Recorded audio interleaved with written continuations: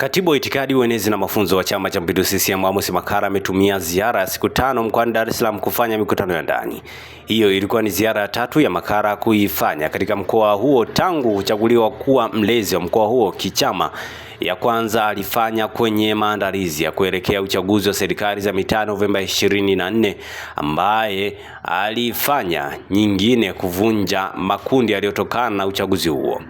Katika mikutano hiyo ambayo Makalla alikuwa mzungumzaji na kutoa maelekezo ili kutanisha viongozi wa majimbo yote 10 ya uchaguzi ikiwemo Ilala, Kinondoni, Kawe, Ubunge, Kibanda, Sengerea, Temeke, Magara, Ukonga, Kigamboni na kata 102 zinazounda mkoa huo wenye mitaa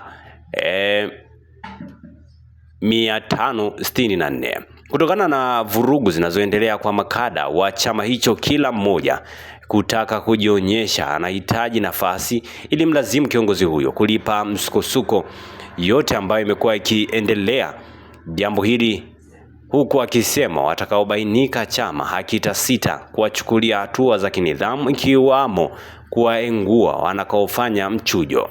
Makalla aliyeambatana katika ziara hiyo na mwenyekiti wa CCM mkoa huo Abbas Mtemvu na wajumbe wa halmashauri kuu ya chama hicho Simba Gaddafi na Dr. Ibrahim Sengi alidai amefikia hatua watuhumiwa wanashtakiwa wenyewe kwa wenyewe, jambo linaloharibu taswira chama hicho.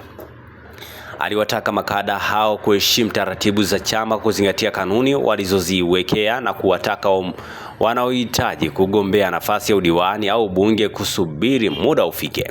Jambo hilo limekemea katika wilaya zote, ingawa wilaya ya Kigamboni hoja hiyo ilizungumzwa zaidi. Makalla dai jimbo hilo limezidi na linafikia hatua hadi viongozi wa chama hicho waliopewa dhamana wanaandaa mikutano na kupita kutambulisha watu mbalimbali. Chanzo cha vurugu hizo kushamiri Kigamboni ni baada aliyekuwa mbunge wake Faustin Ndugulile na aliyekuwa mkurugenzi mteule wa shirika la afya duniani WHO kanda ya Afrika kufariki dunia usiku wa kuamkia Novemba 27, 2024 nchini India alikokuwa akipatiwa matibabu. Dr. Ndugulile pia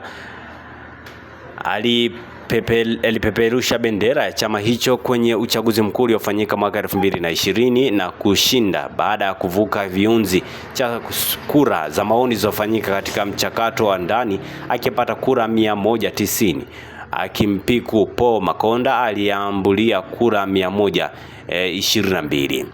Makalla alidai viongozi hao wamekuwa wakiomba hadi bajeti ya fedha kwa makada kwa ajili ya kuandaa mikutano ya hadhara ili kuwauza wagombea, huku akiwataka wajirekebishe.